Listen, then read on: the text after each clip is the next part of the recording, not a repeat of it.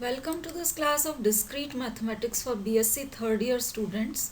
I am Dr. Priya Solomon, Associate Professor in Department of Mathematics at Government Mira Girls College, Udaipur. आज के lecture में हमारा topic of discussion रहेगा trees. इस topic पे discussion का ये लेक्चर फर्स्ट पार्ट है। इसमें हम ट्रीज को डिफाइन करेंगे और उनसे रिलेटेड कुछ सिंपल प्रॉपर्टीज भी डिस्कस करेंगे। तो सबसे पहले ट्री डिफाइन करते हैं। A connected undirected graph that contains no simple circuit is called a tree. Tree होने के लिए देखिए दो रिक्वायरमेंट्स हैं। एक तो ये कनेक्टेड होना चाहिए और दूसरा इसमें कोई सर्किट नहीं होने की वजह से ये होना चाहिए एसाइक्लिक ग्राफ। इसमें कोई भी साइकिल एग्जिस्ट नहीं करेगी। तो अब ट्री को हम कह सकते हैं कि it is a connected acyclic graph. आप डायग्राम में देख सकते हैं, this is an example of a tree. इसमें देखिए आप कोई भी वर्टेक्स लेते हैं, उससे किसी भी दूसरी वर्टेक्स पे जाने के लिए पाथ आपके पास अवेलेबल है। तो it is a connected graph और साथ में कोई भी क्लोज्ड सर्किट नहीं है, तो ये एसाइक्लिक ग्राफ भी है, इसलिए this is a tree. Next हम डिफाइन करेंगे degenerate tree. Degenerate tree is a tree consisting of a single vertex and no edges. अगर ट्री में सिर्फ एक ही वर्टेक्स है और कोई एजेस नहीं है तो वो कहलाएगा डीजेनरेट ट्री। और फॉरेस्ट होता है a collection of disjoint trees, उसे हम कहते हैं फॉरेस्ट।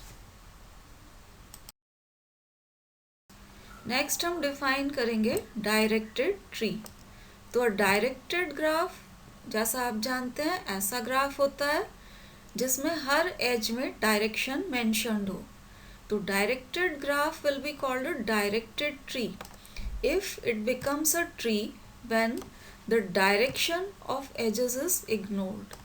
जैसा कि आप नीचे डायग्राम में देख सकते हैं, ये एक डायरेक्टेड ग्राफ है, हर एज पे डायरेक्शन मेंशन्ड है, so this is a directed graph. अब हर एज के डायरेक्शन को अगर हटा दिया जाए तो ये ट्री बन जाएगा, क्योंकि ये कनेक्टेड ग्राफ है और साथ में एसाइक्लिक भी है। तो इस तरह के अगर डायरेक्टेड ग्राफ है जिसमें आप डायरेक्शन ऑफ एजेस को इग्नोर कर दें तो वो ट्री बन जाए, वो कहलाएगा आपका डायरेक्टेड ट्री। नेक्स्ट डेफिनेशन है रूटेड ट्री। तो directed tree is called a rooted tree if there is exactly one vertex whose incoming degree is 0। जिस वर्टेक्स की इनकमिंग डिग्री 0 है वो कहलाती है रूट। तो एग्जैक्टली एक वर्टेक्स ऐसी होगी जिसकी इनकमिंग डिग्री 0 है and incoming degree of all other vertices is 1।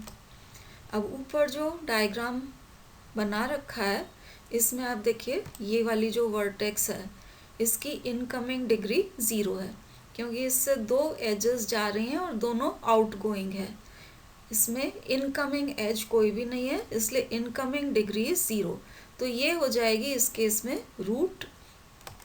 बाकी की सारी वर्टिसेस आप देखिए, कोई सी भी आप वर्टेक्स देखिए, जैसे ये वर्टेक्स अगर आप देखते हैं तो इसमें सिर्फ इनकमिंग एक ही एज है, हालांकि आउटगोइंग एजेस इसमें 3 है, तो टोटल डिग्री 4 है, लेकिन इनकमिंग डिग्री 1 है। ऐसा आप हर वर्टेक्स में देख लीजिए, जितनी भी वर्टिसेस हैं उनकी सबकी इनकमिंग डिग्री 1 के बराबर है। तो इस टाइप के जो ट्री होंगे वो कहलाएंगे रूटेड ट्रीज। नेक्स्ट डेफिनेशन है टर्मिनल नोड और लीफ। टर्मिनल नोड और leaf is a vertex with degree 1। आप देखिए ये जो वर्टिसेस हैं इन सब की डिग्री 1 है, तो ये हैं vertices with degree 1, they are called terminal nodes और लीव्स। नेक्स्ट डेफिनेशन है ब्रांच नोड और internal node. These are vertices with degree greater than 1।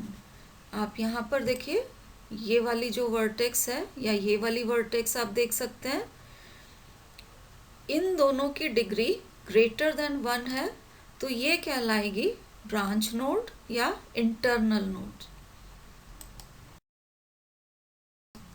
अब ट्रीज की कुछ सिंपल प्रॉपर्टीज डिस्कस करेंगे। तो ये प्रॉपर्टी नंबर 1 है कि there is precisely one path from vertex u to vertex v in a tree t।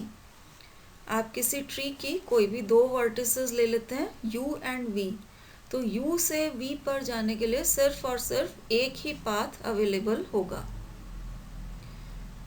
अब प्रूफ के लिए आप देखिए t is a tree, tea tree है तो ट्री की दो रिक्वायरमेंट्स होती हैं, एक तो एक कनेक्टेड होना चाहिए और दूसरा एसाइक्लिक होना चाहिए। तो बाय डेफिनेशन टी क्योंकि ट्री है ये कनेक्टेड ग्राफ होगा। अब जैसे ही हमने इसे कनेक्टेड कहा तो किसी भी वर्टेक्स से किसी भी दूसरी वर्टेक्स पे जाने के लिए पाथ अवेलेबल होगा। तो there is a path between each pair of vertices because T is a connected graph. अब एक पाथ तो आपके पास अवेलेबल हो गया, एक से ज़्यादा अगर पाथ्स अवेलेबल हैं तो अगर मान लीजिए two distinct paths exist between vertices u and v, तो u से v पर जाने का मान लीजिए एक रास्ता इस तरह से है और u से v पर जाने का दूसरा रास्ता इस तरह से है। आप इन दोनों पाथ्स को अगर कंबाइन कर दें तो the combination of these two paths will generate a circuit. दोनों पाथ्स के कॉम्बिनेशन से एक साइकिल या सर्किट जनरेट हो जाएगा। और ये कॉन्ट्रडिक्शन है क्योंकि टी ट्री है, इट इज़ एसाइक्लिक है तो इसमें कोई भी क्लोज्ड सर्किट नहीं होना चाहिए। So this contradicts that T is a tree. अब ये कॉन्ट्रडिक्शन ये मानने से आया है कि two distinct paths exist between vertices u and v। इसका मतलब क्योंकि इस अजम्पशन से कॉन्ट्रडिक्शन आ रहा है, ये अजम्पशन गलत होना चाहिए। दो वर्टिसेस u एंड v के बीच में एक से ज़्यादा पाथ एग्जिस्ट नहीं करना चाहिए। तो हम कह सकते हैं कि there is exactly one path between each pair of vertices, क्योंकि जैसे ही हम एक से ज़्यादा पाथ लेते हैं वो सर्किट जनरेट कर देता है और उससे हमें ट्री की डेफिनेशन कॉन्ट्रडिक्ट हो जाती है। तो ये ट्री की इम्पॉर्टेंट प्रॉपर्टी है कि आप कोई भी दो वर्टिसेस लें, एक से दूसरी पे जाने के लिए सिर्फ और सिर्फ एक ही पाथ अवेलेबल होगा। अब सेकंड प्रॉपर्टी देखिए, ये है if for any pair of distinct vertices u and v of a graph G without any loops there is precisely one path from u to v, then G is a tree। तो अगर G आपका graph है जिसमें कोई self loops नहीं है और इसकी आप कोई भी दो वर्टिसेस लेते हैं u एंड v, तो u से v पर जाने के लिए there is precisely one path, सिर्फ और सिर्फ एक ही पाथ है फ्रॉम u टू v। तो अगर ये कंडीशन सेटिस्फाई होती है तो ये जो आपका ग्राफ G दिया हुआ है it will be a tree.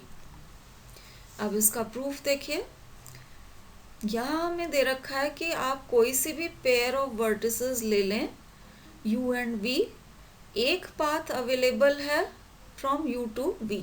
तो since a path exists between each pair of vertices, आप कोई सी भी वर्टिसेस लें उनके बीच में पाथ अवेलेबल है, इसलिए G will be a connected graph. तो ये ट्री की फर्स्ट रिक्वायरमेंट फुलफिल हो गई कि G कनेक्टेड ग्राफ है, क्योंकि G को हमें ट्री प्रूव करना है तो दो रिक्वायरमेंट्स हमें चाहिए कि एक तो ये कनेक्टेड होना चाहिए और दूसरा एसाइक्लिक होना चाहिए। तो यहाँ फर्स्ट रिक्वायरमेंट अपनी फुलफिल हो गई कि G is a connected graph. अब हम प्रूव करेंगे कि ये एसाइक्लिक भी है। मान लीजिए कि एसाइक्लिक नहीं है तो इसमें कोई सर्किट एग्जिस्ट करेगा। तो if the graph has a circuit then there exists a pair of vertices u and v such that there are two different paths between these vertices। अगर इसमें सर्किट एग्जिस्ट कर रहा है तो सर्किट जो होगा किन्हीं दो वर्टिसेस के बीच में एग्जिस्ट करेगा, तो कम से कम एक पेयर ऑफ वर्टिसेस मतलब u एंड v आपको ऐसी वर्टिसेस मिल जाएंगी सच दैट u से v जाने के लिए आपको दो तरह के रास्ते मिल जाएंगे जिनको मिला के एक सर्किट जनरेट हो रहा है। तो टू डिफरेंट पाथ्स अपने को मिलेंगे बिटवीन दीज टू वर्टिसेस अगर इनके बीच में सर्किट है। लेकिन हमें कंडीशन में दे रखा है कि there is precisely one path from u to v। तो अगर हम मानते हैं कि ग्राफ में सर्किट है तो फिर प्रेसाइसली वन पाथ नहीं हो सकता है, क्योंकि सर्किट होते ही आपको टू डिफरेंट पाथ्स मिल जाते हैं। तो since there is exactly one path between each pair of vertices of G, इसलिए हम कह सकते हैं कि G हैज़ नो सर्किट। और G में कोई सर्किट नहीं है, इसलिए एसाइक्लिक ग्राफ हो गया। कनेक्टेड ये ऑलरेडी था, तो कनेक्टेड एंड एसाइक्लिक होने की वजह से अब हम कह सकते हैं कि G इज अ ट्री। अब अगली प्रॉपर्टी जो हम डिस्कस करने जा रहे हैं ये भी ट्रीज की एक इम्पॉर्टेंट प्रॉपर्टी है कि a tree with n vertices has precisely n-1 edges. तो किसी भी ट्री में अगर number of vertices is n तो number of edges will be n-1। तो number of edges exactly n-1 ही होगा, ना कम ना ज़्यादा। अब इसका प्रूफ देखिए, क्योंकि tree special kind of graph है तो हम मान लेते हैं T इज VE, ये set of vertices and this is the set of edges. तो ग्राफ को जिस तरह से डिनोट करते हैं उसी तरीके से इस ट्री को भी डिनोट किया है। और हम मान लेते हैं कि ये जो ट्री है T, it is a tree with n vertices. अब क्योंकि हमने इसको ट्री माना है तो ये दो रिक्वायरमेंट्स फुलफिल करेगा, एक तो ये कनेक्टेड होगा और दूसरा एसाइक्लिक होगा। तो since T is a tree it has no circuits, क्योंकि ये एसाइक्लिक है। अब आप देखिए, अगर नंबर ऑफ वर्टिसेस, इसको हम इस तरह से डिनोट कर रहे हैं, नंबर ऑफ वर्टिसेस को हमने n मान रखा है। अगर n इज इक्वल टू 1 हो, 2 हो या 3 हो, तो आप देखिए n इज इक्वल टू 1 होगा तो ये सिर्फ एक वर्टेक्स है एंड नो एजेस होंगी इसमें। अगर आपके पास n इज इक्वल टू 2 है तो ये दो वर्टिसेस होंगी और इनके बीच की एक कनेक्टिंग एज। अगर 3 वर्टिसेस हैं इस तरह से तो इनके बीच की ये दो कनेक्टिंग एजेस होंगी। तो अगर n इज इक्वल टू 1, 2 या 3 है, आप ये डायग्राम में से देख सकते हैं। इस केस में जब n इज इक्वल टू 1 है तो नंबर ऑफ एजेस 0 है। तो नंबर ऑफ एजेस इस केस में हो गया n-1, 1-1 that is equal to 0। इस केस में जब n इज इक्वल टू 2 है तो number of edges is again n-1, 2-1 करेंगे तो दिस इज इक्वल टू 1। यहाँ भी जब n इज इक्वल टू 3 लेते हैं तो number of edges is equal to 3-1 that is equal to 2। तो इन तीनों केसेस में tree has exactly n-1 edges. तो result is true in these cases. अब बाकी के केसेस में for larger values of n हम रिजल्ट को इंडक्शन से प्रूव करेंगे। तो मैथमेटिकल इंडक्शन लगाने के लिए हम मान लेते हैं कि suppose the result is true for each tree with vertices less than n। ये इंडक्शन हाइपोथेसिस है हमारी। हमने मान लिया है कि suppose the result is true for each tree with number of vertices less than n। तो ऐसे ट्रीज जिनमें number of vertices less than n है उनके लिए हमने रिजल्ट को ट्रू माना है। ये मानते हुए अगर हम प्रूव कर देते हैं कि result is also true for trees with vertices equal to n, तो फिर हम कह पाएंगे बाय यूजिंग मैथमेटिकल इंडक्शन कि result is true for all trees. तो अब हम लेते हैं ट्री विथ n वर्टिसेस। तो ट्री विथ n वर्टिसेस में मान लीजिए ये vi and vj are the end vertices of an edge ek। आप डायग्राम में देख सकते हैं, जैसे ये vi है और ये vj है, they are end vertices of this edge ek। अब क्योंकि ये ट्री है, there is exactly one path between vi and vj। vi and vj के बीच में सिर्फ और सिर्फ एक पाथ है, इसलिए अगर आप इस एज ek को रिमूव कर देते हैं, ये वाला जो पाथ है ये ख़त्म हो जाएगा और ग्राफ दो पार्ट्स में डिवाइड हो जाएगा। पहला ये वाला पार्ट और दूसरा पार्ट आपको ये वाला पार्ट मिल जाएगा। तो if ek, this edge ek is removed, the graph will be split into two disconnected components t1 and t2। अब ये जो disconnected components आएंगे, पहला वाला t1 और ये दूसरा component t2, each of which will be a tree। क्योंकि ये जो components आए हैं ये भी connected हैं और acyclic हैं, तो each of them will be a tree and each of them will have less than n vertices। क्योंकि कुछ vertices पोर्शन t1 में चली गई हैं, कुछ t2 में चली गई हैं, तो each of t1 and t2 will have less than n vertices। अब इंडक्शन हाइपोथेसिस में हमने मान रखा है कि result is true for each tree with number of vertices less than n। अब ये दोनों जो t1 एंड t2 आए हैं, दोनों में वर्टिसेस की संख्या लेस देन n है, इसलिए by induction hypothesis the theorem must be true for each of t1 and t2। अब रिजल्ट t1 में भी ट्रू है, t2 में भी ट्रू है। अब रिजल्ट t1 में ट्रू है, इसका मतलब number of edges in t1 is 1 less than number of vertices in t1।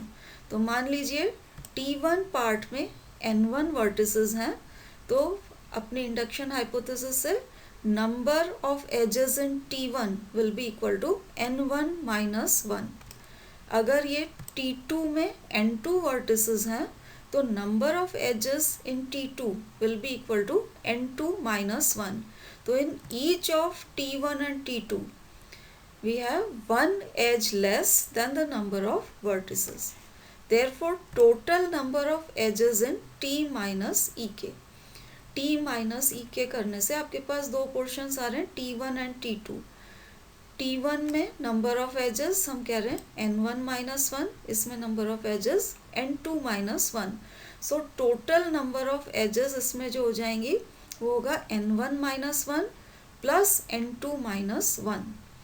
अब दोनों को आप जोड़ेंगे तो आप n1 plus n2 करेंगे, that will give you n, that is total number of vertices in the tree t। और n1 minus 1 plus n2 minus 1 कर रहे हैं तो you get n minus 2। तो ये आया total number of edges in t minus ek remove करने के बाद। अब therefore total number of edges in t कितना हो जाएगा, वो आप देखिए t माइनस ek और t में सिर्फ एक एज ek का अंतर है। तो t माइनस ek में अगर number of edges n minus 2 है, total number of edges in t इससे एक ज़्यादा होगा, that is equal to n minus 1। तो आप देखिए हमने ट्री लिया था विथ n वर्टिसेस और उसमें प्रूव कर दिया कि number of edges is n minus 1, 1 less than the number of vertices. So this proves our theorem, जिसे हम मैथमेटिकल इंडक्शन से कंक्लूड कर सकते हैं कि रिजल्ट इज, हमने माना था कि it is true in each tree with vertices less than n। ये मानते हुए हमने प्रूव कर दिया कि result is true in a tree t with n vertices, क्योंकि ये आपके पास n माइनस 1 आ गया है, इसलिए bye mathematical induction result will be true for all trees. पिछला जो रिजल्ट हमने प्रूव किया है उस पे ये नेक्स्ट थ्योरम बेस्ड है। यह है G is an acyclic graph with n vertices and k connected components. Then G has n minus k edges. अब आप देखिए G acyclic ग्राफ दिया हुआ है जिसके k कनेक्टेड कंपोनेंट्स हैं, तो उन कंपोनेंट्स को हम G1, G2 up to Gk मान लेते हैं। मान लीजिए ये जो आपका ith कंपोनेंट है Gi, इसमें नंबर ऑफ वर्टिसेस Ni है, तो total number of vertices in all components हो जाएगा आपके पास, क्योंकि ये k कंपोनेंट्स हैं, तो total number of vertices n1 plus n2 plus so on up to nk। तो total number of vertices this is equal to n, क्योंकि हमें दे रखा था कि G has total n vertices, तो सारे कंपोनेंट्स के नंबर ऑफ वर्टिसेस ऐड कर दें, this is equal to n। अब कंपोनेंट्स कनेक्टेड हैं तो each Gi is connected and साथ में ये एसाइक्लिक भी है, क्योंकि G हमें दे रखा था एसाइक्लिक ग्राफ, और ये जितने भी कंपोनेंट्स हैं ये कनेक्टेड कंपोनेंट्स हैं, तो हर एक Gi कनेक्टेड भी है एसाइक्लिक भी है, तो ये ट्री की दोनों रिक्वायरमेंट्स फुलफिल हो गई हैं, इसलिए हर एक Gi जो है it will be a tree. अब आप पिछली थ्योरम को अप्लाई करिए, क्योंकि ये ट्री है, number of edges will be one less than the number of vertices, so each Gi will have Ni minus 1 edges, क्योंकि हर एक में जो नंबर ऑफ वर्टिसेस था वो हमने Ni मान रखा है, तो हर एक में जो नंबर ऑफ एजेस आएगा that will be one less than the number of vertices, तो that is equal to Ni minus 1। अब हमें टोटल नंबर ऑफ एजेस चाहिए G में, तो हर एक कंपोनेंट की नंबर ऑफ एजेस को जोड़ लेते हैं, तो फर्स्ट कंपोनेंट में number of edges n1 minus 1 plus this is number of edges in the second component, ऐसे k कंपोनेंट्स हैं, this is number of edges in the kth component. अब आप ऐड करिए तो n1 plus n2 plus nk, ये आपके पास आ गया, this total will be equal to n, और उसके बाद है नेगेटिव साइन के साथ 1 1 1 k टाइम्स, तो ये आपके पास माइनस साइन बाहर निकाल के 1 plus 1 plus 1 k times will give you k, so total number of edges in G ये हो जाएगा आपके पास n minus k। Next lecture में हम ट्री की कुछ और इम्पॉर्टेंट प्रॉपर्टीज़ के साथ कंटिन्यू करेंगे। Thank you for watching.